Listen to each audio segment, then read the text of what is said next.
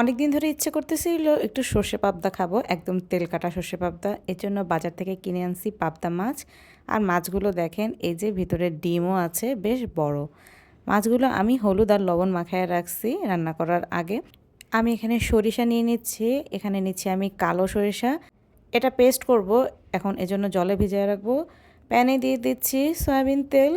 মাছগুলো একে একে ভেজে নিব তেলের মধ্যে। পাবদা মাছ তো আঁশবিহীন মাছ, তাই এটা তেলের মধ্যে দিলে বেশ তেল ছিটে। একদিক ভাজা হয়ে গেছে, এবার আমি মাছগুলো আবার উল্টে দিলাম। আর এই যে এখানে আমি পাটায় সরিষাগুলো বেটে নিতেছি। মাছ ভাজা হয়ে গেছে, মাছগুলো একে একে তুলে নিলাম। একটা বাটিতে টক দই নিয়ে সেটা আমি ফেটিয়ে নিলাম। সরিষা বাটাটা তুলে একটু জল দিয়ে গুলে নিছি। এটা আমি এবার ছেঁকে নিব।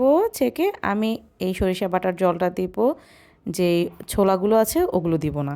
প্যানের মধ্যে তেল গরম হয়ে আসলে দিয়ে দিব কালো জিরে ফোড়ন, আর সেই সাথে কাঁচামরিচ এভাবে ভেঙে ফোড়ন দিয়ে দিব।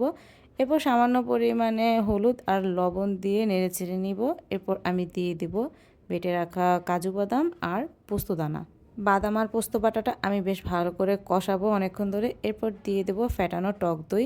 টক দই দিয়ে এটাকে আমি ঢেকে দেবো কষানোর জন্য। কষানো হয়ে গেলে তেল উপরে উঠে আসলে আমি এরপর এতে দিয়ে দেব সেই সরিষার পেস্টটা। সরিষাটা দিয়ে এটা একটু নেড়ে চেড়ে আমি ভাজা মাছগুলো এর মধ্যে দিয়ে দিব। এরপর মাছ ভাজা সহ সরিষাটা আর একটু জাল হয়ে আসলে এতে দিয়ে দিব ঝোলের সামান্য পরিমাণে জল। ঝোলের জন্য জল দেওয়ার পর আমি আর এটাকে ঢাকবো না, সামান্য মাঝারি আছে এটা কিছুক্ষণ রান্না করে নিব। ঝোলের জলটা শুকিয়ে আসলে কাঁচা সরিষার তেল আর কাঁচামরিচ চিড়ে দিয়ে হয়ে গেছে আমাদের সরিষা পাবদা। সরিষাটা বাটার সময় আমি কাঁচামরিচ আর লবণ দিয়ে বেটেছি, আর আমি মাছ রান্নার সময় লবণ দিয়েছি। রান্না শেষ আমি চলে এলাম দুপুরের থালা সাজাতে। সেদিন ছিল সাদা ভাত, তার সাথে ছিল করলা ভাজি, ছিল তেল কাটা সরিষা পাবদা, লেবু আর মুসুরির ডাল। রান্নাটা কেমন লেগেছে জানাবেন, আর আপনারাও বাসায় ট্রাই করে দেখবেন।